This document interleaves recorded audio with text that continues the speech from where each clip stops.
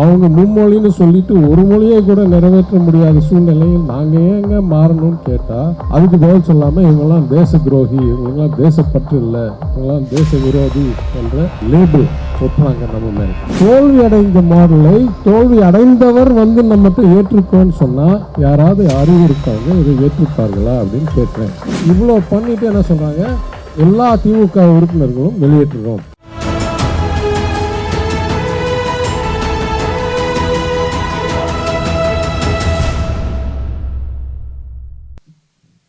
Protocol ரீதியாக, அதாவது விதிமுறை ரீதியாக அமைச்சர் இறுதியாக பேசுவது முறை வழக்கம். ஆனால் எனக்கு கொஞ்சம் தயக்கம்தான். ஏன்னா மதிவதனி பேசின பிறகு நான்லாம் பேசுகிறது கொஞ்சம் கஷ்டம். ஆனால் முதல்லையே நான் பேசிடலான்னு பார்த்தேன். ஏன்னா அவங்களுடைய விவாத உரையெல்லாம் நான் பார்க்கும்போது எனக்கு இருக்கிறதுலேயே முக்கிய ஒரு எண்ணம் என்னவென்றால் ரொம்ப மகிழ்ச்சி.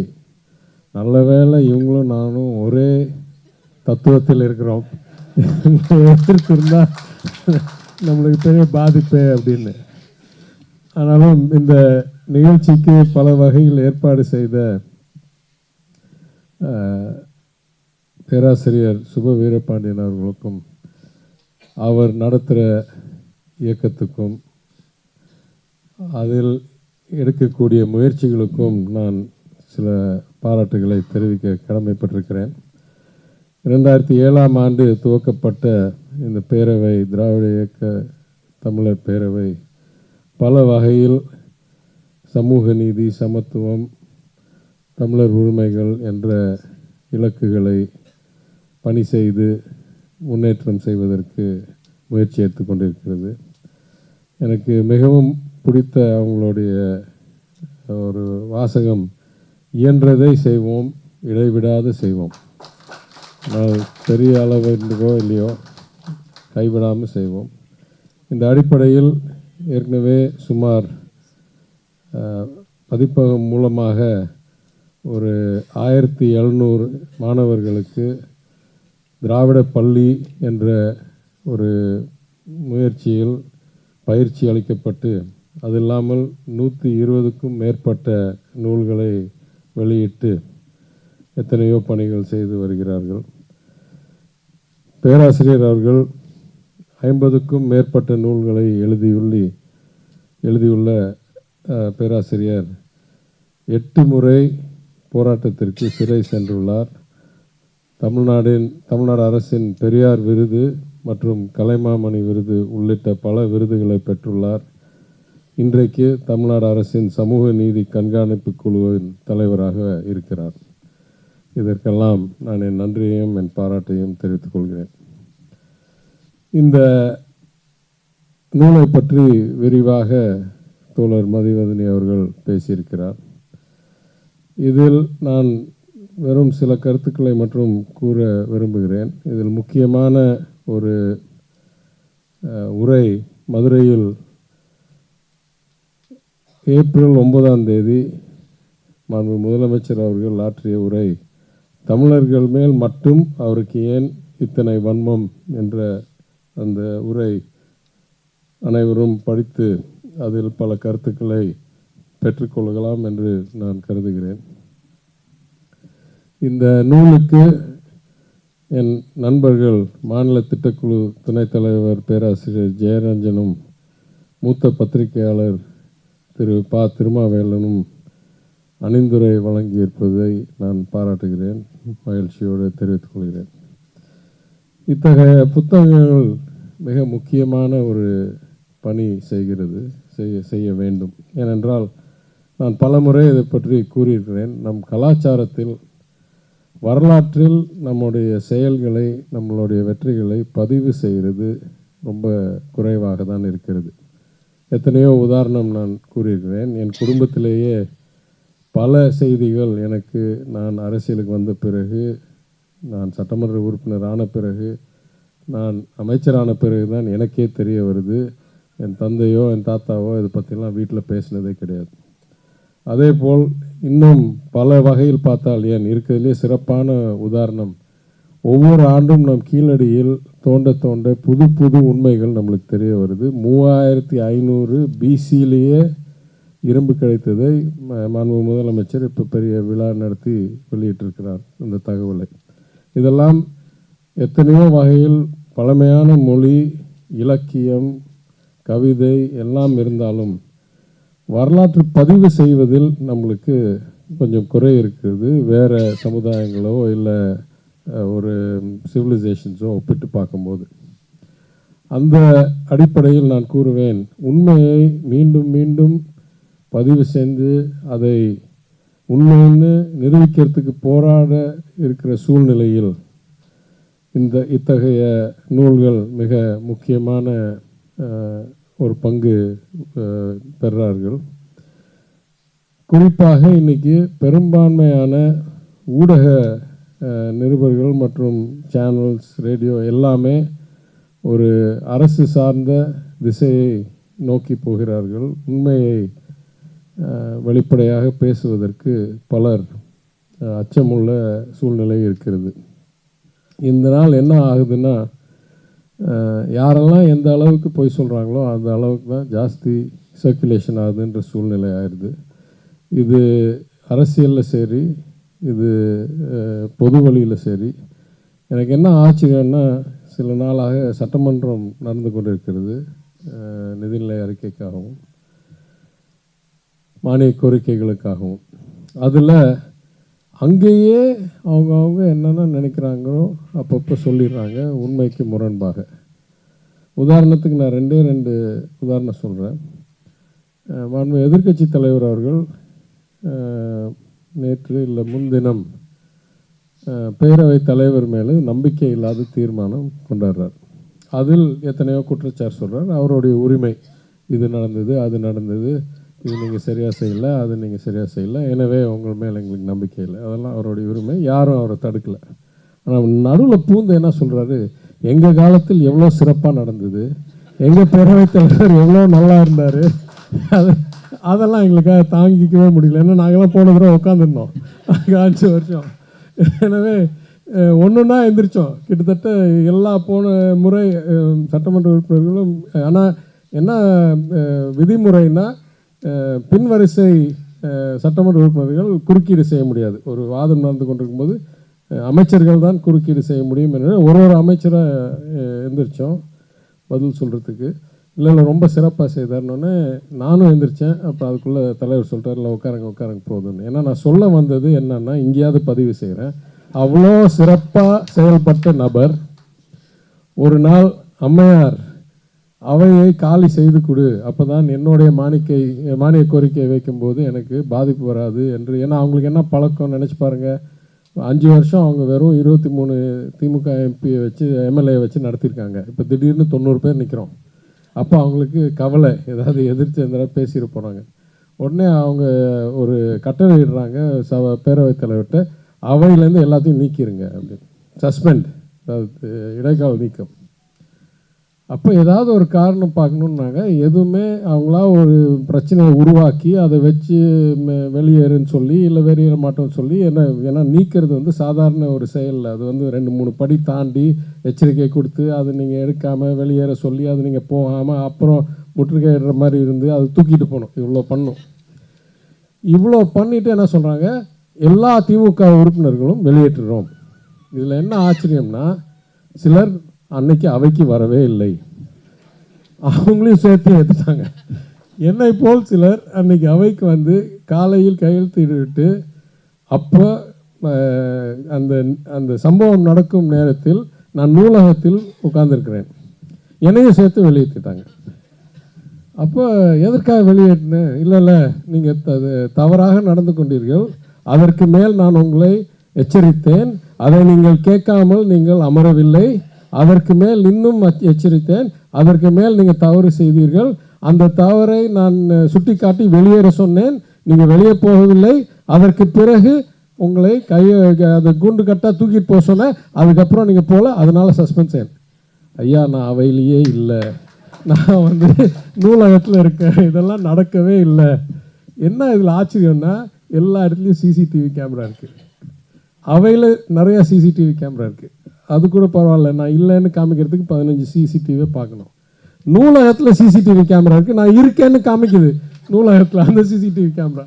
அதையெல்லாம் தாண்டி வெளியேற்றி அப்புறம் பார்த்தா சிலர் காலையில் வந்துட்டு ஏதோ நிகழ்ச்சிக்காக, ஒருத்தர் என்னுடைய நண்பர், அவர் பேர் சொல்ல விரும்பல, அவர் ஏதோ கெடா வெற்ற நிகழ்ச்சிக்காக போயிட்டாரு புதுச்சேரிக்கு, அவரையும் சேர்த்து தூக்கிட்டாங்க. இவ்வளோ அழகாக நியாயமாக செயல்பட்டவரை மாண்பு எதிர்க்கட்சி தலைவர் சொல்கிறாரு எங்கள் காலத்தில் ரொம்ப சிறப்பாக நடந்துச்சு அப்படின்னு. அதனால் இத்தகைய நூல்களை நம்ம வெளியிடாமல், நம்ம வரலாற்றை பதிவு செய்யாமல் இருந்தால், இத்தனைக்கும் அவை குறிப்பில் இருக்கிறது பல உண்மைகள், ஆனால் அவை குறிப்பை அவ்வளோ பேர் படிக்கிறது இல்லை. இதேபோல் இன்றைக்கும் கடன் வாங்கினதை பற்றியும் நிதிநிலை சூழ்நிலை பற்றியும் நிறைய பேசினார். நான் அந்த துறை அமைச்சர் இன்றைக்கு இல்லை என்றதனால் நான் தலையிட தயங்கினேன். ஆனால் மீண்டும் மீண்டும் மீண்டும் பல கருத்துக்களை தெரிவித்த உடனே நான் எந்திரிச்சு விளக்கம் கொடுக்க தேவைப்பட்டதுன்னு நினைத்தேன். அதற்கப்புறம் அவர் பேசாமல் நிறுத்திட்டார்.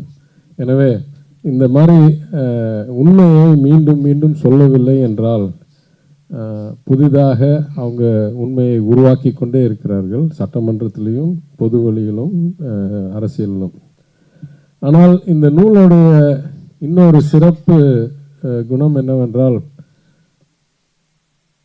270 சொச்சம் பாராளுமன்ற உறுப்பினர்கள் வைத்திருந்த கட்சி 2014 தேர்தலில் 19 தேர்தலில் 302 303க்கு சென்று 24 தேர்தலில் இலக்கு 400 450 என்னமோ பேசிட்டு இருந்தாங்க. அந்த சூழ்நிலையில் 302 240 ஆக்கி கூட்டணி இல்லாமல் ஆட்சி செய்ய முடியாத அளவுக்கு இந்த தேர்தல் நடந்து, அதில் முக்கிய பங்கு நம் மாநிலத்துக்கும் முதலமைச்சர் அவர்களுக்கும் இருக்கு என்றதை நிரூபிக்கிற ஒரு நூலாக இருக்கும் இது. இன்றைக்கு எல்லா வகையிலும் அவர்களுடைய வியூகங்கள், அவர்களுடைய திட்டங்கள் கொஞ்சம் கொஞ்சமாக அவங்களுடைய ஈடுபாடு குறைஞ்சிக்கிட்டே இருக்குது, ஈர்ப்பு குறைஞ்சிக்கிட்டே இருக்குது. இந்த சூழ்நிலையில் அவங்க ஏதாவது கொஞ்சம் சிந்திச்சு பண்ணியிருந்தாங்கன்னா, வெறும் 2000 கோடிக்கு இவ்வளோ பெரிய பிரச்சனையை கிளப்பி நாடளவில் இவங்களுக்கு பாதிப்பு வர்ற அளவுக்கு நம் முதலமைச்சர் தலைமையில் ஒரு மிக சக்தி வாய்ந்த ஒரு கூட்டணியை உருவாக்கி, அது கட்சி பாகுபாடு இல்லாமல் மாநிலம் எல்லாம் இணைத்து அவங்களுடைய திட்டங்களை எதிர்க்கும் சூழ்நிலைக்கு கொண்டாந்து விட்டார்கள். இதில் என்ன ஒரு ஆச்சரியம்னா, பழைய ஜோக் ஒன்று கேட்டேன். நான் வெளிநாட்டில் நிறைய நாள் படித்தேன், அதனால் நான் இங்கே இல்லை. நான் திரும்பி வந்தபோது சட்டமன்றத்தில் நண்பர்கள் சிலர் ஏதோ கல்வித்துறை வரும்போது சொல்லுவாங்க, அதாவது வடிவேலோ யாரோ ஒரு ஜோக் சொல்லுவாங்க, ஆனால் என்ன அவர் வெறும் 10ஆம் கிளாஸ் பாஸ் தான், நான் 12ஆம் கிளாஸ் ஃபெயில் அப்படின்வாங்க. கரெக்டாக. அதனால் அந்த ஜோக்கில் கூட ஏதோ ஒரு உண்மை இருக்குது. ஏன்னா நீங்கள் 12ஆம் கிளாஸ் வரைக்கும் போயிருக்கணுன்னா நீங்கள் 10ஆம் கிளாஸை பாஸ் பண்ணி 11ஆம் கிளாஸை பாஸ் பண்ணி 12ஆம் கிளாஸில் போய் ஃபெயில் ஆகிருக்கணும். ஆனால் இவங்க என்ன சொல்கிறாங்க, மும்மொழி கொள்கைன்னு சொல்லிட்டு, மும்மொழி கொள்கையில் ஒரு மொழி கூட நிறைவேற்ற முடியாத ஃபெயில் ஆனவங்க 2 மொழி கொள்கையை நாங்கள் சிறப்பாக நிறைவேற்றி வெற்றியை காமித்தவர்களே சொல்கிறாங்க, உங்களுக்கு பத்தாது, எங்களை மாதிரி மும்மொழி கொள்கைக்கு போங்க அப்படின்றாங்க. அப்போ நான் சிந்தித்தேன், சரி அப்போ என்ன அவங்க எதிர்பார்க்குறாங்கன்னா, மும்மொழி கொள்கையில் தோல்வி அடைகிறாங்கன்றத வெறும் தோல்வின்றதோடு நிறுத்திக்குவோம், அதை உறுத்தி பார்த்து நீங்கள் 3 மொழியும் கற்றுக்கல, நீங்கள் 2 மொழியும் கற்றுக்கல, நீங்கள் ஒரு மொழி கூட சரியாக கற்றுக் கொடுக்க முடியாத சூழ்நிலை இருக்கீங்கன்றது, எல்லா தோல்வியும் ஒரே தோல்வின்ற ஒரு பக்கெட்டில் போட்டு போயிடுவாங்கன்னு நினைக்கிறாங்க. நம்ம இதெல்லாம் வகுத்து பார்க்க மாட்டோம். எனவே நாட்டில் எந்த இடத்திலும் மும்மொழி கொள்கையை இதுவரைக்கும் ஒழுங்காக நடத்த இல்லை, நிரூபிக்க முடியவில்லை. இது இன்றைக்கு இல்லை, இது முதல்ல நம்ம ஞாபகம் வச்சுக்கணும். எதுவுமே இந்த nothing new under the sun அப்படின்வாங்க. குறிப்பாக இந்த அரசாங்கம் அது கொடூர செயல்கள், பண மதிப்பிழப்பு மாதிரி கொடூர செயல்கள் வேணால் முதல் செய்வாங்க, ஏன்னா வேறு யாரும் இவ்வளோ தவறான செயல் செய்ய மாட்டாங்க. ஆனால் பாக்கியெல்லாம் இந்த என்இபியெல்லாம் இது அவங்களுடைய புதிய கருத்து இல்லை. 1968 முதல் முறை தேசிய கல்விக் கொள்கை உருவாக்கப்பட்டு, 1986 2வது முறை உருவாக்கப்பட்டு, அது 1992 மாற்றப்பட்டு இப்போது 3வது புது கல்விக் கொள்கை 2020 வெளியிட்டிருக்காங்க. இதற்கு வெளியிடுறதுக்கு முன்னால் ஃபீட்பேக் கேட்டபோதே நம்ம எல்லாம் சொல்லிட்டோம், இதில் ரொம்ப தப்பு, இதெல்லாம் நிறைவேற்ற முடியாது. என்ன வித்தியாசம்? 68லையும் 86லையும் 92லையும் மசோதாவாக கொண்டாந்து அந்த கல்விக் கொள்கையை சட்டமாக நிறைவேற்றினார்கள் பாராளுமன்றத்தில். இந்த முறை அது கொண்டாடவே இல்லை. அப்போனா இது வந்து ஒரு சஜஷன், ஒரு ஒரு என்ன சொல்கிறது, அறிவுரை, சட்டம் கூட கிடையாது. ஆனால் இதை வச்சுக்கிட்டு நான் பணம் கொடுக்க மாட்டேன்னா இதை நாங்கள் பாசிசமோ இல்லை நம்ம என்ன சொல்கிறது மிரட்டலோ இல்லாமல் என்ன சொல்லுவோம். ஆனால் அதுக்கு மேல் நான் சொல்கிறேன், 86ல் வந்த அந்த சட்ட மசோதாவை படித்து பார்த்தால் 86லேயே சொல்கிறாங்க 68ல் நம்ம மும்மொழி கொள்கைன்னு சொன்னோம், ஆனால் அது நிறைவேற்றவே முடியல. ஏன்னா மும்மொழி கொள்கை 68ல் எப்படி வந்ததுன்னு ஐயா ஜி விஸ்வநாதன் அவர்கள், விஐடி விஸ்வநாதன் அவர்கள் என்னை ஃபோனில் அழைத்து சொன்னார். நான் அன்றைக்கி பாராளுமன்ற உறுப்பினராக இருந்தேன். அந்த மசோதாவில் என்ன சொல்கிறாங்க, 68ல் மும்மொழி கொள்கைனா எங்கெல்லாம் ஹிந்தி பேசலையோ அங்கெல்லாம் 3 மொழி, தாய்மொழி, ஆங்கிலம், ஹிந்தி. எங்கெல்லாம் ஹிந்தி பேசுகிறாங்களோ அங்கெல்லாம் ஹிந்தி, ஆங்கிலம், 1 மாடர்ன் சதர்ன் லாங்குவேஜ், அதாவது சம்ஸ்கிருதம் வரக்கூடாதுன்றதுக்காக மாடர்ன் சதர்ன் லாங்குவேஜ். இதுதான் சட்டப்படி நிறைவேற்றிய 1968. அவரே என்று கூப்பிட்டு சொல்கிறார், தம்பி போய் பாருங்கள் இதெல்லாம். அதனால தான் இந்த ஆராய்ச்சிலாம் ஆரம்பிக்கிறேன். ஆனால் 86ல் என்ன சொல்கிறாங்க, அதை நிறைவேற்றவே முடியவில்லை. ஏன் நிறைவேற்ற முடியவில்லை என்றால், அங்கே ஆங்கிலேயத்துக்கும் இந்திக்கும் ஆசிரியர் தேடுறதே கஷ்டமாக இருக்குது. வேறு மொழியெல்லாம் எங்கேருந்து போய் ஆசிரியரை கண்டுபிடிச்சி இதெல்லாம் கற்றுக் கொடுக்க போகிறோம்? அதுவும் கட்டாய 3 மொழி, இது விருப்பம் இல்லை, கட்டாய மும்மொழி கொள்கை. அதனால் 86லேயே சொல்கிறாங்க இதெல்லாம் சாத்தியமானு நம்மளுக்கு தெரியாது, நம்ம ஏதோ அறிவுரையாக இங்கேருந்து சொல்கிறோம். ஆனால் முடிவெடுக்கிறது மாநிலங்கள் யார் செயல்படுத்தணுமோ அவங்க முடிவெடுக்கட்டும். ஏன்னா அவங்க தான் ஆசிரியரை கண்டுபிடிக்கணும், அவங்க தான் பயிற்சி கொடுக்கணும், அவங்க தான் நிதி ஒதுக்கணும், அவங்க தான் வகுப்பறை உருவாக்கணும். அதனால் இதை டெல்லியில் உட்காந்துட்டு செய்ய முடியாது. என்ன முக்கியம், 68ல் கல்வி வந்து வெறும் மாநில பட்டியல் மட்டும் இருந்தது. 86க்குள்ள எமர்ஜென்சியில் கன்கரண்ட் லிஸ்ட்டுக்கு மாற்றிட்டாங்க. கன்கரண்ட் லிஸ்ட்டுக்கு மாற்றின பிறகு சொல்கிறாங்க இதை செயல்படுத்துவது மாநிலத்துடைய விருப்பம். 86லையும் 92லையும். ஆனால் இப்போ சொல்கிறாங்க இது சட்ட மசோதாவும் ஆகலை, இது வந்து எந்த வகையிலையும் கட்டாயப்படுத்த முடியாதது. அப்ரோப்ரியேஷன் பில்லுன்னு சொல்லுவோம், ஃபைனான்ஸ் பட்ஜெட் முடிஞ்சோடனே அப்ரோப்ரியேஷன் பில்லில் இந்த நிதி ஒதுக்கிறதுக்கு இது ப்ரீ கண்டிஷன் எங்கேயுமே இல்லை. ஆனாலும் நான் சொல்கிறேன், நீங்கள் நிறைவேற்றலைன்னா பணம் கொடுக்க மாட்டேன்னா இதை மிரட்டல் இல்லாமல் என்னான்னு இருப்போம். இந்த கல்விக் கொள்கையில் எத்தனையோ குறைபாடு இருக்குது, அது பல இடங்களில் பலர் பேசியிருக்கிறார்கள். ஆனால் நான் குறிப்பாக சொல்ல வேண்டியது, குலக்கல்வி இல்லை, அதாவது வொகேஷ்னல் ட்ரைனிங்கை ஏர்லி ஏஜ்லேயே உருவாக்கி எவ்வளோ சீக்கிரம் வேணுமோ அவங்க 10ஆம் கிளாஸ் வரைக்கும்லாம் படிக்க தேவையில்லை, அவங்க திசை திருப்பி போயிடலாம் என்ற கொள்கையும், இதோடைய இலக்கு 50% higher education GER gross enrolment ratio. ஏற்கனவே நம்ம அதை அடைஞ்சிட்டோம். இவங்க சொல்கிறாங்க இன்னும் 30 வருஷத்தில் அடைய போகிறாங்களாம் இந்த இலக்கு. ஆனால் அந்த இலக்கு நம்ம சொல்கிறது ஆக்சுவலாக காலேஜுக்கு போகிற 50%. அவங்க சொல்கிறாங்க கைத்தொழிலுக்கு போகிறவர்களை கூட அந்த 50%த்தில் சேர்த்தலாம், அதுதான் இலக்கு 30 வருஷம் கழிச்சு. அப்போ யார் இருக்கிறத விட்டுட்டு இதுக்கு போவாங்க? அதனால தான் நான் மதுரையில் கேட்டேன், ஒரு வெற்றிகரமாக நடந்துக்கணும். இதெல்லாம் இங்கே இருக்கிறதுலையே வேர்ல்ட்ஸ் பெஸ்ட்டுன்னு சொல்ல, இது சிறப்பிக்க முடியாதுன்னு சொல்ல, கோவிட் வந்ததுனால இன்னும் பாதிப்பு இருக்குன்னு எல்லாம் ஏற்றுக்கிறேன். ஆனால் ஒப்பிட்டு பார்க்கும்போது ஓரளவுக்காவது வெற்றிகரமாக நடந்து கொண்டிருக்கிற மாடல், அதை நடத்தி கொண்டு இருக்கிற நம்ம தோல்வி அடைந்த மாடலை தோல்வி அடைந்தவர் வந்து நம்மகிட்ட ஏற்றுக்கோன்னு சொன்னால் யாராவது அறிவு இருக்கவங்க இதை ஏற்றுப்பார்களா அப்படின்னு கேட்குறேன். எந்த அடிப்படையில் ஏற்றுக்குவோம்? இதெல்லாம் நம்ம கூறினா அவங்க என்ன சொல்கிறாங்க, உடனே தோழர் சொன்ன மாதிரி பாசிசத்தோடைய முதல் இலக்கு கிரியேட் ஃபால்ஸ் எனிமீஸ் கிடையாது, கிரியேட் இமேஜினரி எனிமீஸ், அதாவது இல்லாத ஒரு எனிமியை உருவாக்கு அப்படின்னு. அதனால் உடனே நம்ம தேச துரோகி, அர்பன் நாக்ஸில் என்னென்னமோலாம் வச்சுருக்காங்க ஒரு வார்த்தை. அதனால் அவங்களுக்கு இயலாமையை மறைக்கிறதுக்கு அவங்க மும்மொழின்னு சொல்லிட்டு ஒரு மொழியை கூட நிறைவேற்ற முடியாத சூழ்நிலையில் நாங்கள் ஏங்க மாறணும்னு கேட்டால் அதுக்கு பதில் சொல்லாமல் இவங்கெல்லாம் தேச துரோகி, இவங்களுக்கெல்லாம் தேசப்பற்று இல்லை, இவங்கெல்லாம் தேச விரோதி என்ற லேபிள் ஒட்டுறாங்க நம்ம மேல். ஆனால் நான் பல ஊடகங்களில் பல வகையில் கூறியிருக்கிறேன், உண்மையிலேயே தேசப்பற்று அதிகம் இருக்கிறவர்கள் என்றால் தமிழ்நாட்டில் இருக்கிறவர்கள் தான். ஏனென்றால் முதலில் அதிக நிதியை தேச அரசாங்கம், ஒன்றிய அரசாங்கம் நடத்துறதுக்கு கொடுக்கறது நம்ம தான். நம்ம டேக்ஸ் ரெவன்யூ இல்லைன்னா அவங்க டிஃபென்ஸையும் நடத்த முடியாது, அவங்க பாக்கி மாநிலத்துக்கும் அள்ளி கொடுக்க முடியாது, அவங்களுடைய துறையும் நடத்த முடியாது, எதுவும் பண்ண முடியாது. அந்த அடிப்படையில் பார்த்தா உண்மையிலேயே நம்ம தான் முதல் தேசப்பற்றுள்ள மாநிலங்களில் இடம் பெற வேண்டும்.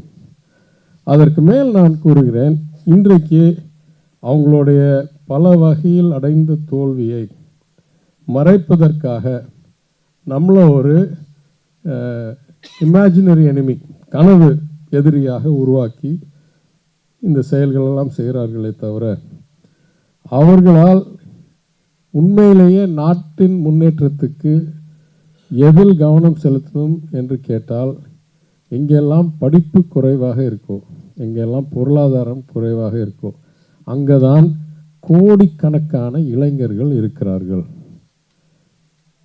நான் தெளிவாக கூறுகிறேன், தமிழ்நாடுடைய எதிர்காலம் 100 ஆண்டுக்கு மேல் சமூக நீதி, அனைவருக்கும் உள்ளடக்கம், பெண்களுக்கு உரிமை, கட்டாய கல்வி, இரட்டை மொழிக் கொள்கை, எத்தனையோ காரணங்களுக்காக தமிழ்நாடுடைய எதிர்காலம் ஒளிமயமாகவே இருக்கும்.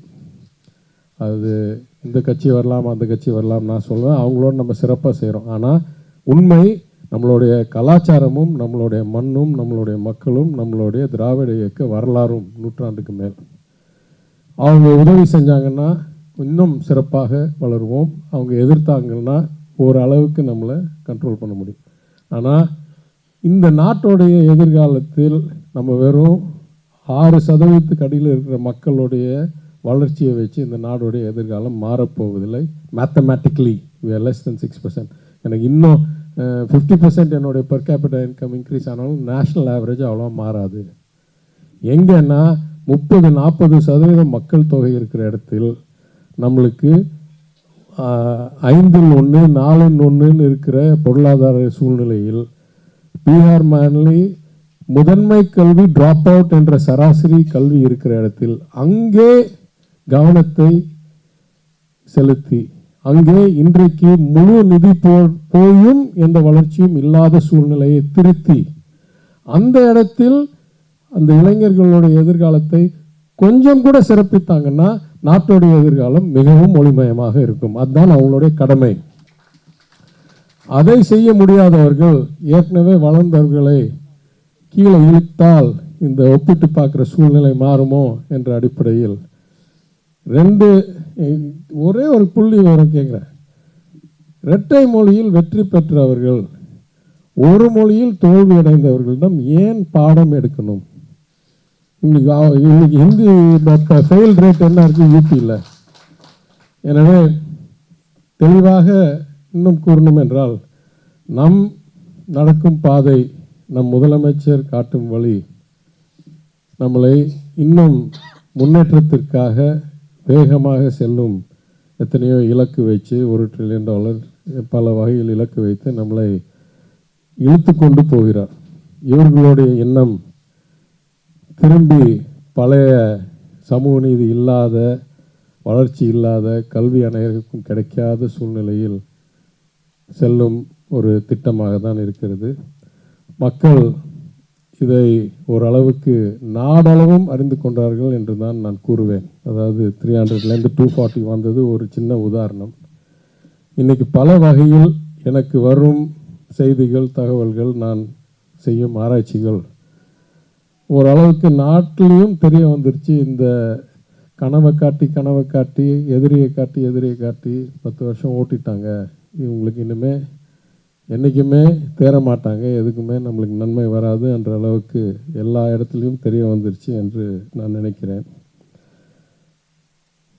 என் தாத்தா அவர்கள் நீதி கட்சி கிட்டத்தட்ட மறைந்த பிறகு பேரறிஞர் அண்ணா 1968 கொஞ்சம் தாமதமாக நீதி கட்சியுடைய பொன்விழாவை நடத்தும்போது உரையாற்றின நேரத்தில் இறுதியாக அவர் கூறினார், அந்த நேரம் நீதி கட்சி இருக்கா இல்லையான்னு கூட தெரியாது, திராவிட முன்னேற்ற கழகம் ஆட்சி வச்சிருச்சு, ஆனால் நீதி கட்சின்றது இல்லைன்ற சூழ்நிலை.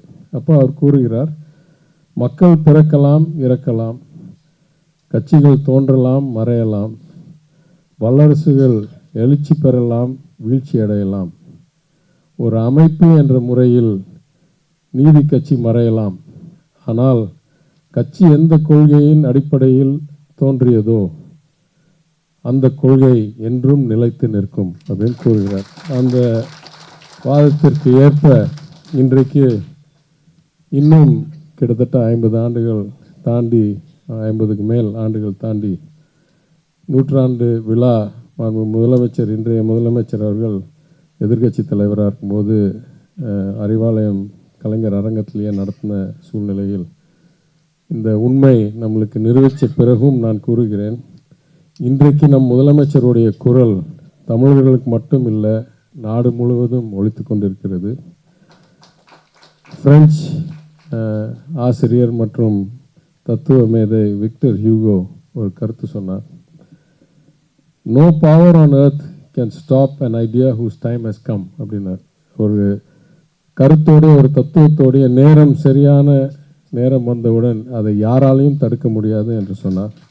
அந்த அடிப்படையில் சொல்கிறேன், இன்றைக்கு நம் முதலமைச்சர் சொல்லும் வாதங்கள், நியாயங்கள் தமிழ்நாட்டில் மட்டும் இல்லை, நாடு அளவிலும் பின்பற்றப்பட்டு நாட்டுக்கே ஒரு நல்ல எதிர்காலம் வரும் சூழ்நிலை இருக்குது என்று கூறி, தலைவர் சொல்லும் போல் தமிழ்நாடு போராடும், தமிழ்நாடு வெல்லும் என்று கூறி இந்த வாய்ப்புக்கு நன்றி கூறி நான் விடைபெறுகிறேன்.